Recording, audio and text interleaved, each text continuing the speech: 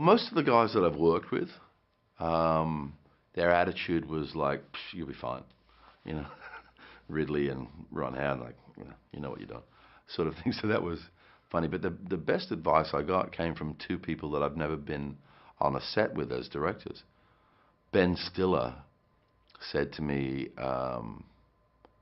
just remember that you're the lead actor, because you'll probably spend all your time working with the other actors and getting the performances out of them. But don't forget that when you get into post-production, you're still going to need the spine of the story. So you still got to focus on getting your stuff.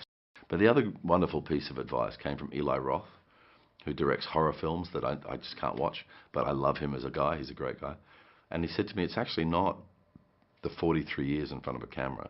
It's not the 25 years of doing lead roles in feature films.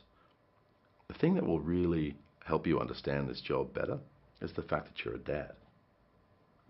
And that came up over and over again, where, I mean, the wonderful thing that you realize at the beginning in pre-production is it's your opportunity to bring together all of these great hearts and minds, on this sort of cultural adventure, and, so I started looking back in my career. It's like, oh yeah, that production designer, oh, that costume designer, that first AD, that script supervisor, and then you go through the process of casting, But what you have to remember, and it's quite often on film sets, if there is a problem, it's a problem of communication, And so you're going to get 10,000 questions a day. You've got to answer those questions, but you've got to answer them in such a way that the creative soul that you've brought onto the job, who's there to serve the narrative the same way that you are, that they feel like they're making a contribution, So you have to create an energy around you that everybody knows they're allowed to be at their best.